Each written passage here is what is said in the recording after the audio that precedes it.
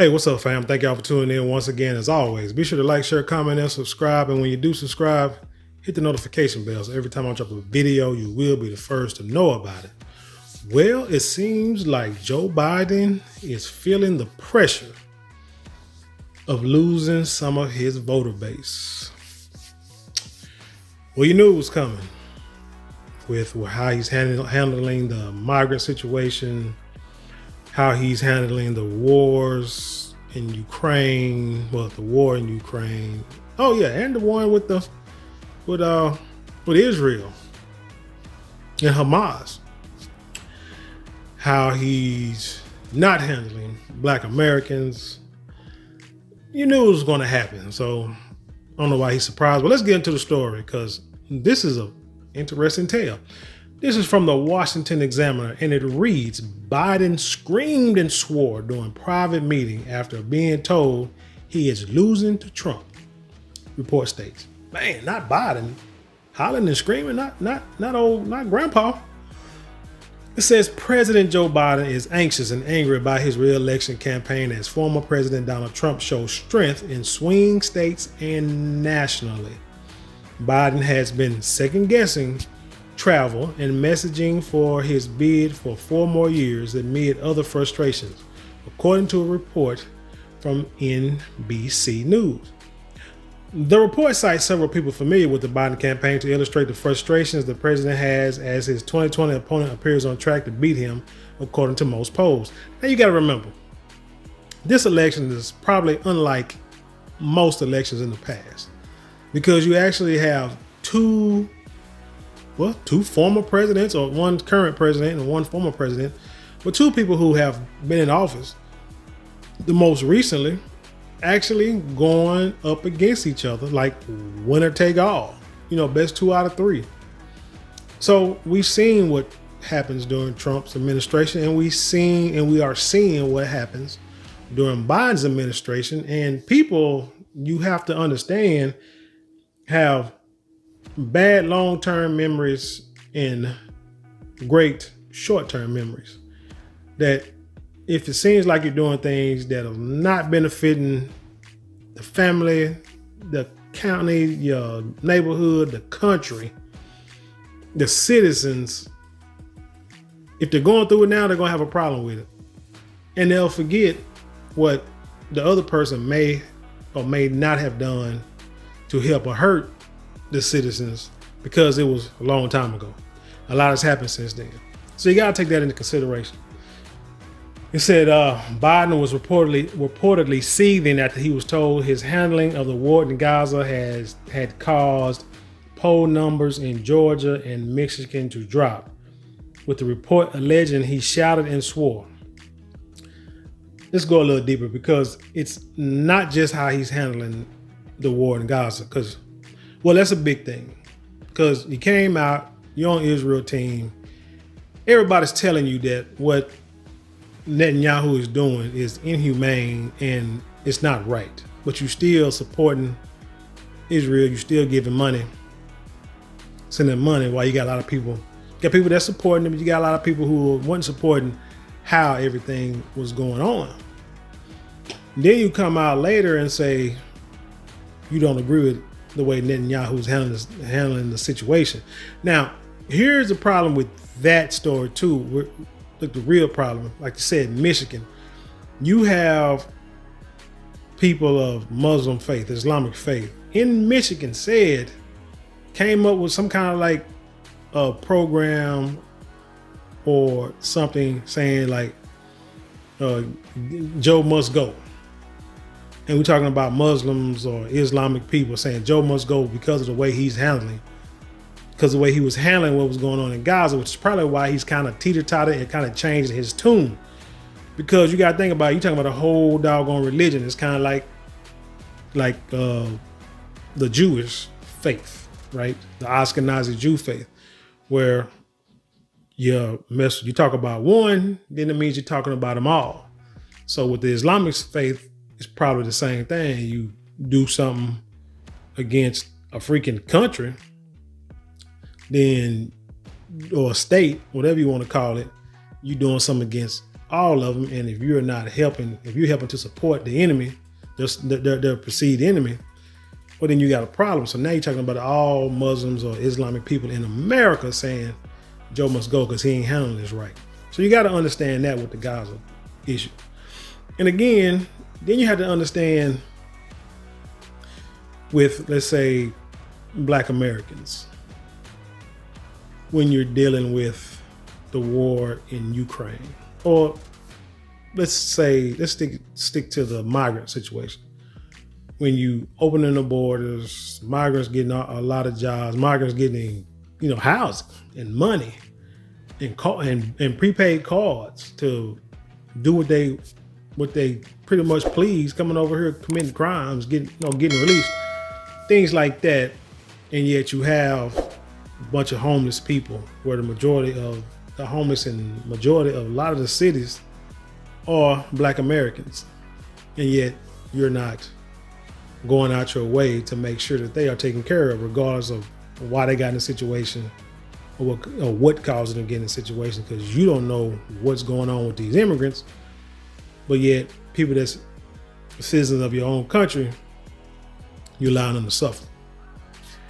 So you got to think about that. So then when you have the anti-crime or the anti-Asian hate crime bill, but you didn't, but you came in promises to, now you made promises. Thing about us is that, man, you got to keep your word. You got to be about your word. If you ain't about your word, you know what I'm saying, you useless to us. So no George Floyd bill, but like I said, probably should have used somebody else besides George Floyd. No anti-Black hate crime bill, even though the FBI has told y'all that statistically showed that Black Americans are the ones who suffer the most from racial crimes. So when you think about stuff, so when we talk about reparations, you need these studies on reparations, but you didn't study about the war in Ukraine. You just start giving money and you writing blank checks, and you still trying to write blank checks. And then you try to put the Ukraine war and the migrant crisis together, saying, y'all must not be serious about the migrant crisis, because if you was, you would give Ukraine some money.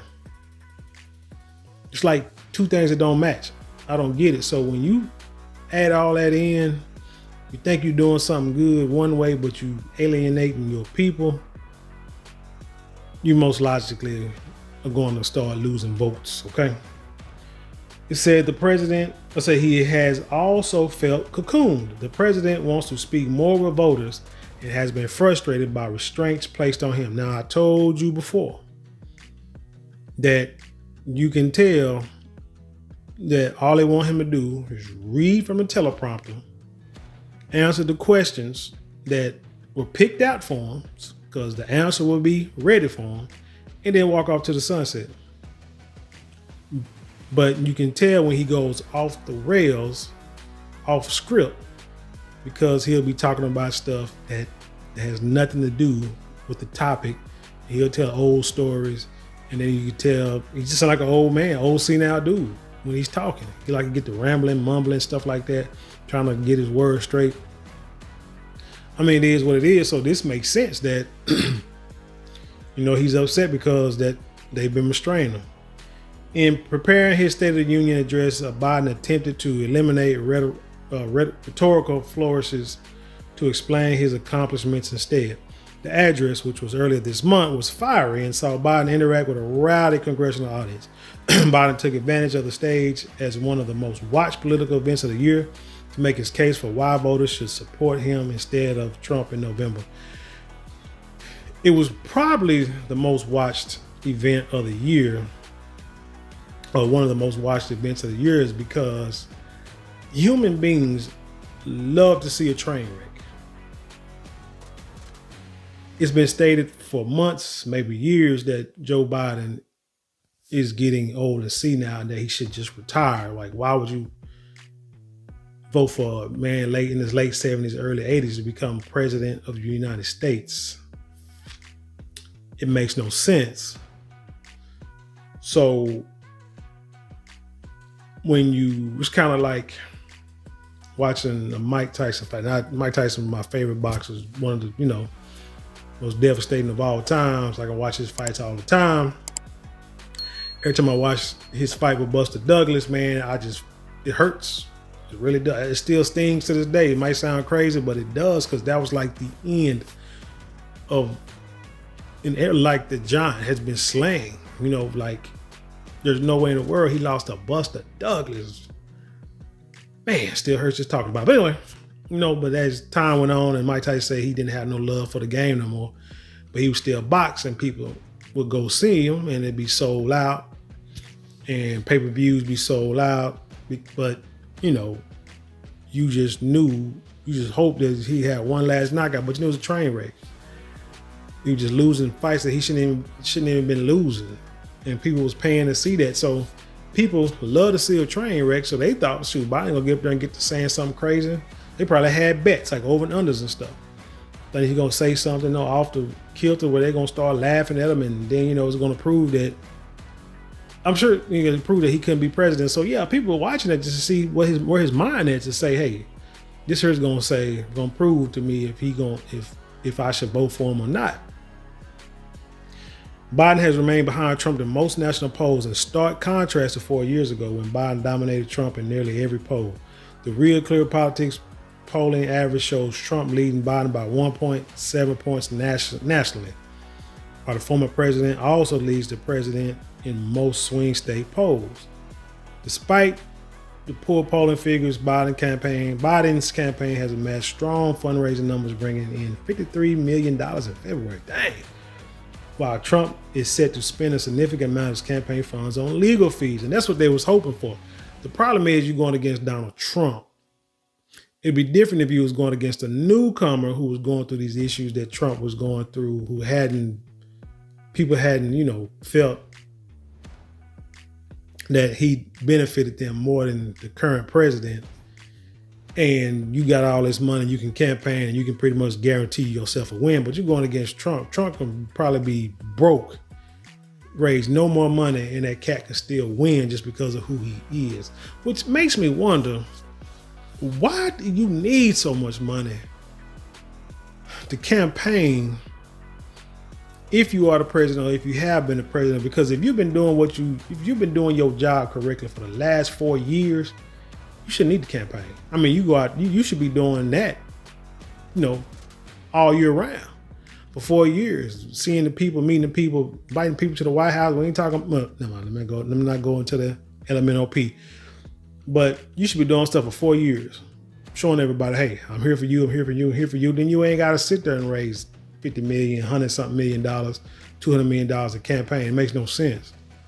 So to me, it's got to be that's those supporters, those super PACs, those people that, you know, give money and in hopes of getting a vote in their favor come election time, or support, you know, in their favor, or something that they believe in come election time. That's what I look at. It's just a legalized money laundering RICO type thing that they can get away with in politics. The former president also faces the prospect of a conviction in one of his 4 criminal indictments, which could be a boost in Biden's re-election hopes.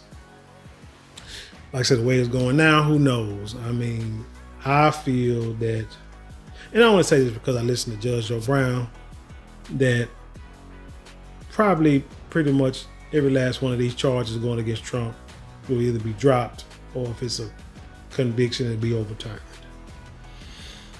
Because there's no real legal basis behind what he did. Now, it may be ethical, who knows? Kind of like the girl Fonnie Willis and Nathan Wade. It ain't illegal, but it's an ethical problem. So my thing is if you did something ethically wrong and you got to keep your job, your boyfriend lost his job, but hey, you get to keep your job, why are you charging somebody for something that was quote unquote maybe unethical, but not really legal? I don't know. Maybe I misunderstood what the charges are about. But anyway, tell me what you think about this article. Yeah, I think Joe Biden does have a lot to worry about. And unless he does a complete 180 on everything that he's done, like quickly, don't wait till, you know, it gets close to elections, because by that time things are going to be going to hell in a handbasket, and it's really going. It's already almost where it's at the point of no return.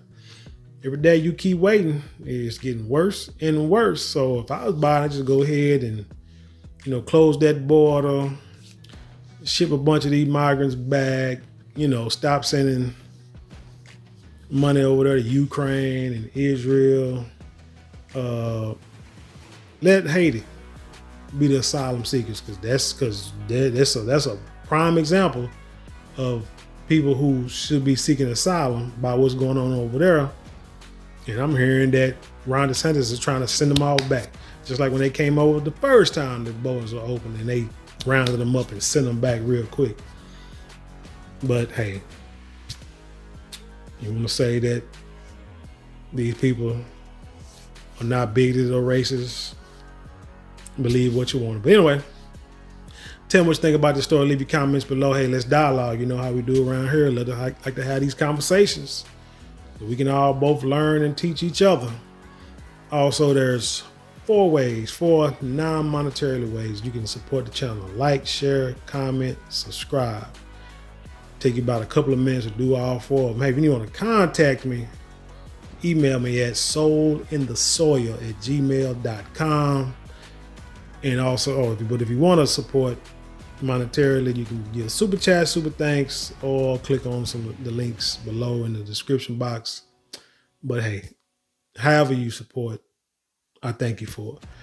With that being said, I leave you in peace, and I'll see you on the other side.